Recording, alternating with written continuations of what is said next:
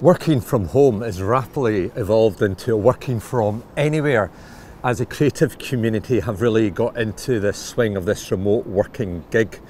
But as the pandemic comes to an end and as the dust begins to settle, people are beginning to speculate about what the new normal or the new way of working is really going to mean in practice.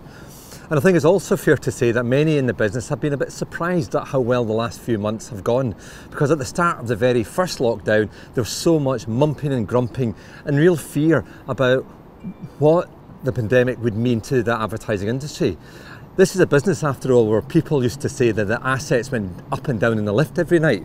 So how on earth could they collaborate, learn from each other, create great work if they're not actually working in the same building and had the opportunity to socialise with each other? So despite the fact that I think a lot of these fears were unfounded, many people are now beginning to think about what is going to happen when lockdown finally lifts.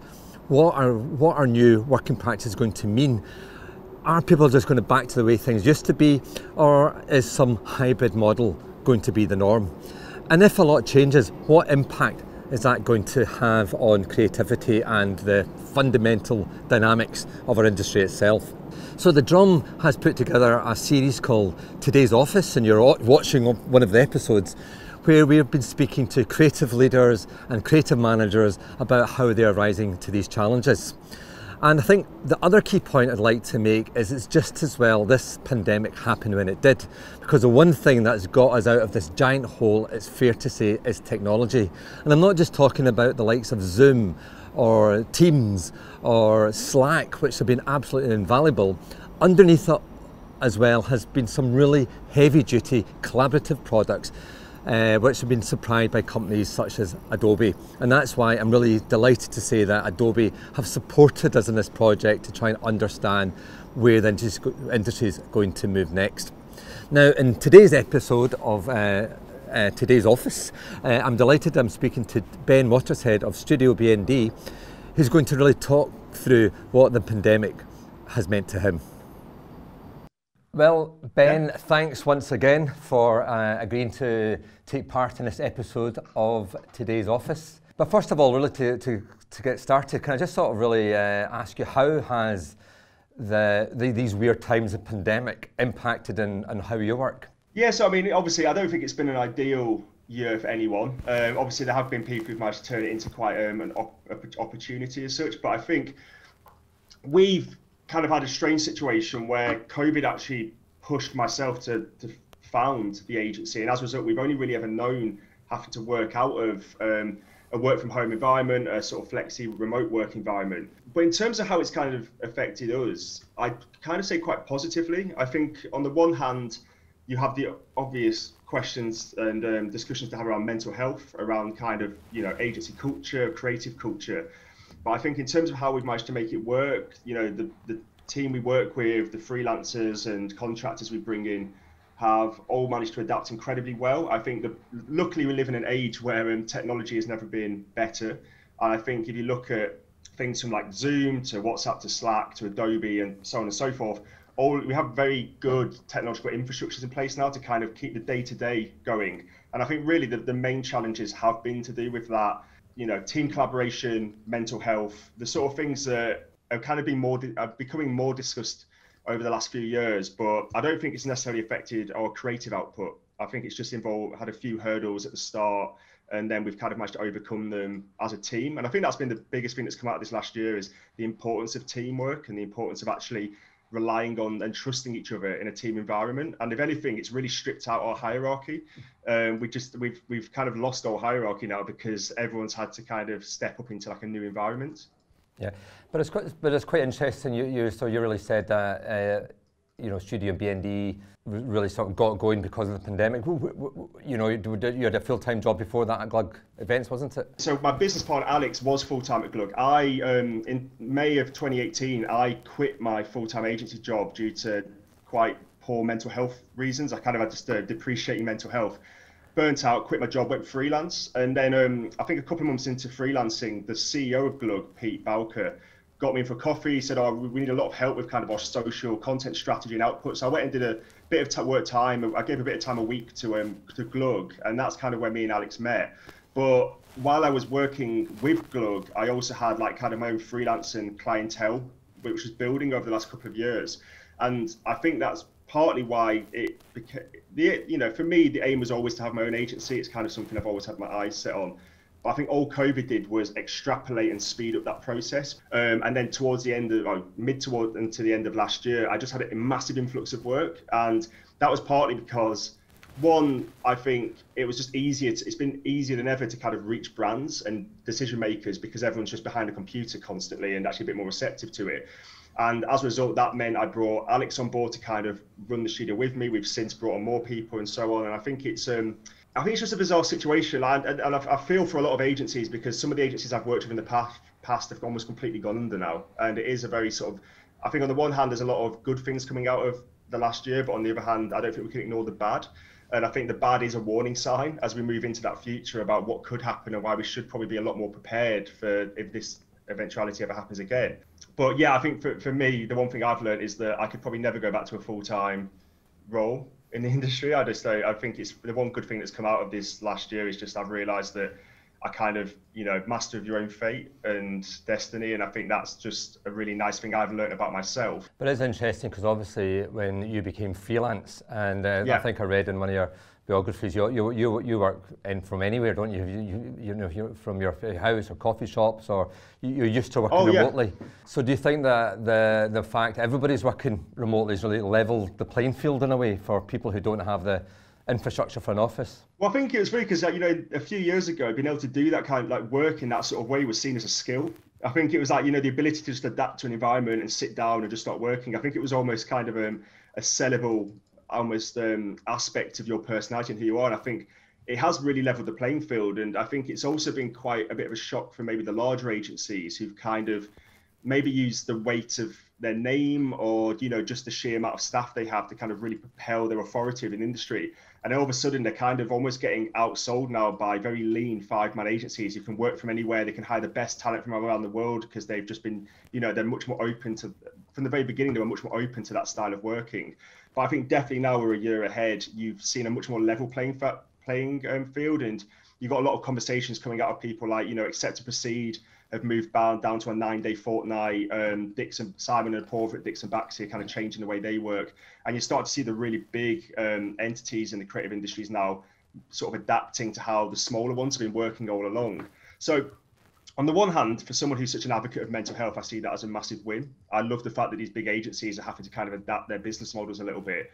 On the other hand, I think it will make it much more competitive for the smaller agencies like ourselves to kind of just stay maybe not as relevant, but actually just sort of stay in the limelight and actually find other ways to kind of sell services and sell how they kind of their sort of processes.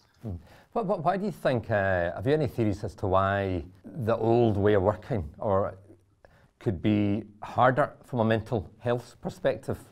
Yeah, I mean, I think it's very much down to autonomy. I've always had this belief that autonomous staff make happier staff, and people who are not in the same, like, you know, giving staff the responsibility to make their own decisions, how they work, how they best work. And don't get me wrong, you still have to have like your daily structures, you still have to work with your clients and you have to work with what does suit them.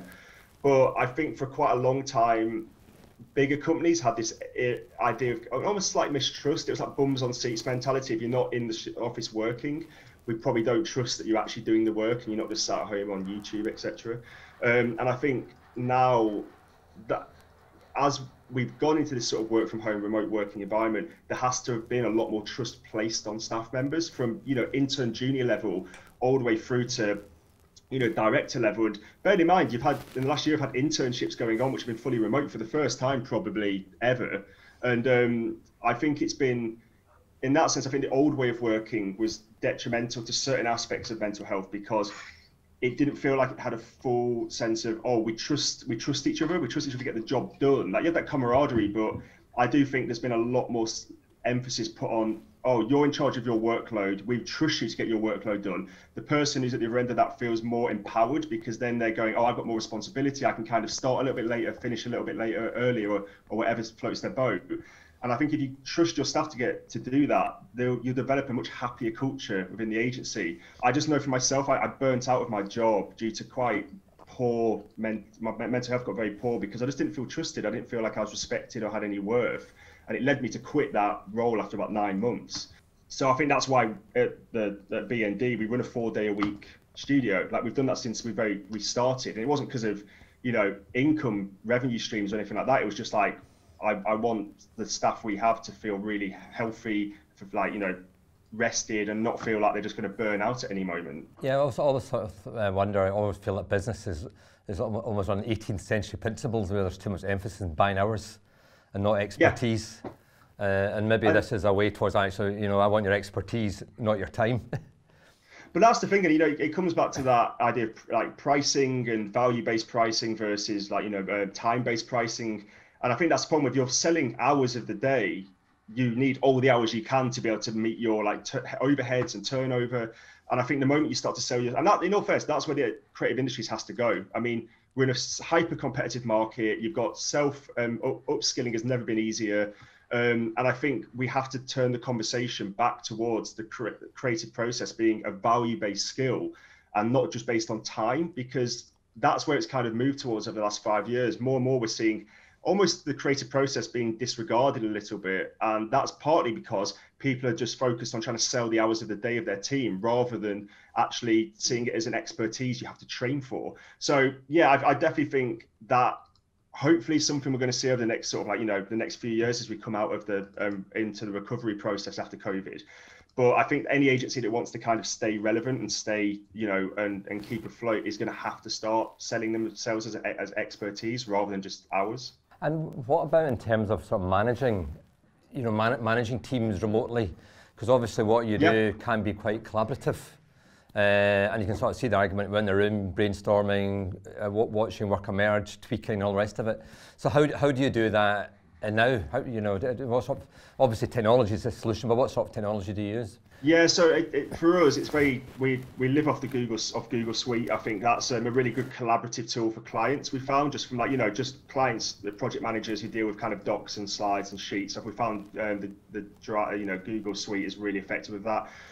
We exclusively use Adobe because I think just in terms of cross compatibility of software, like we do a lot of animation and we're basically almost full service. We do illustration, graphic design, animation, video editing, and Adobe is currently the only creative software organization that has that far reach in terms of the software it delivers.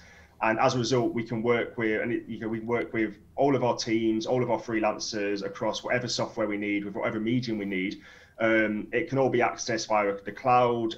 And alongside that, we weirdly ended up using WhatsApp a lot, which sounds a bit mad, but I think we started off on Slack.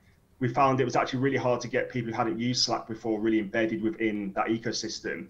And then we just found that actually running a lot of the conversational side of the studio and just through WhatsApp and having like individual groups and having specific work WhatsApp was really effective. And you can still use file filing, and you can still use some links and blah blah blah. So I think what we've learned is that you can't fit yourself. You can't fit yourself into you can't be a round peg and fit yourself into a square hole. We kind of looked at what everyone else was doing, and everyone else was jumping onto Slack and Trello, etc., etc. And I think we just had, because we were born out of COVID, we just had to find the way that felt most intuitive to us.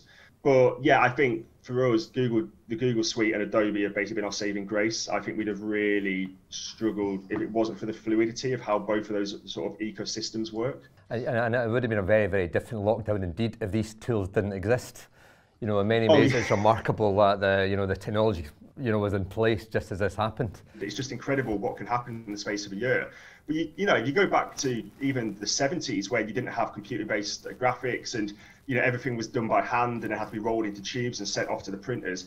That would have been if this had come around back then, it would have been a whole different story. It would have been a lot more difficult to navigate. So it's almost been a perfect storm of, you've had amazing innovation come out the back of COVID. One of the good things that has happened is just the sheer amount of innovation that's occurred and also the conversations around that. But I do think even if you'd gone back 10 years ago, it would have been a much harder landscape to traverse because the systems wouldn't have been in place to help us kind of navigate this last year. And in terms of your work, I mean, can you give me some examples of some of the work you've managed to create using systems like Google and Adobe? And yeah, so I mean, we did we've done a year-long global social media campaign for Concord Music Publishing. That included a full brand identity, web design, overseeing the social channels in terms of content management for the space of 3-4 months across 2 campaigns. That involved liaising with global teams, with multiple team staff at Concord's end, staff at our end. We had to run that round the clock. All of that, and like, bearing in mind, me and my business partner Alex, we hadn't seen each other for 8 months. So before that project started, we hadn't seen each other in person, and consequently the staff members we brought on off the back of that project, we hadn't met in person. And so that entire project from start to finish, even though it's still ongoing to the end of the year, has been entirely managed through virtual networks. We've also obviously done editing work for Aston Martin Formula One. We've done brand projects for, there's a men's mental health platform called Mias, which we helped secure angel investment for through just the work we did. Again, another client we didn't see for months on end. I think it was just an odd one for us because we had to find clients without really ever meeting them. And as a result, a lot of our relationship building was off the back of never getting to go. You couldn't go for drinks, you couldn't go for a coffee. It was just like Zoom calls or let's have a chat. And we had to work very hard to build those relationships. I think I'm very proud of the sort of team we have here because it's been a very big testament to what can be achieved with just having nice people who kind of are very tech savvy. And I think the benefit, we are a young agency, we have a young team. And as a result, it probably didn't feel as unorthodox because we're already kind of very embedded within the types of software you're expected to use. Yeah, but apart from that, I assume you've no intention of getting yourself a shiny new skyscraper anytime soon. Oh, I think it's a daily conversation at this point. It's that toss up because rent in London is quite excessive, and it might flatline because everyone's moving away from London a little bit now, and they might have to get a bit more competitive on their pricing. But for a studio our size, a cost of an office studio space is the equivalent to a full-time staff member. So it's that value proposition of having people back in one place. Would that bring greater value to the company in the way we work against having a new perspective, a new person who comes in? I think we could definitely see doing more of a satellite desk, hot desk kind of situation where, you might get more of a co-working subscription and then allow us all to kind of come together now and again and do that kind of thing. The big problem I have found, because I'm based out in Hertfordshire now, is that when I have to commute into London to go to meetings, etc., and then kind of either have to take a laptop and go try and find somewhere I can work, which isn't a lot of places these days, or I have to commute another hour and a half back out of the city to then be able to start work again. So from that standpoint of organization, it'd be kind of nice to have a space because then you're not, you can just go work once you're in the city. But at the moment, I think we're going to wait about, another 6 months, 7 months, and then see what happens with the kind of rental market, whether things come down a little bit, etc. Also, the month-to-month kind of business forecasting, profit loss forecasting is still kind of up and down. There's a lot of clients who are kind of going, oh, we have this work, and then it gets near the time, and they're just like, actually, we have to put a pin in that because of blah blah blah. So I think for us, it's important that we wait until we're fully out of lockdowns. Boris has kind of made his announcements, and there's a bit more confidence in the market, I should say. That's great. Well, Ben, thank you very much. That was a fascinating insight. And that sort of concludes this episode of Today's Office. Now remember, as well as Ben, we've got other amazing people featuring this series, including the likes of Rankin and Sir Martin Sorrell. And you can see all episodes, as well as a lot of really interesting articles as well, on thedrum.com. Until next time, thank you very much.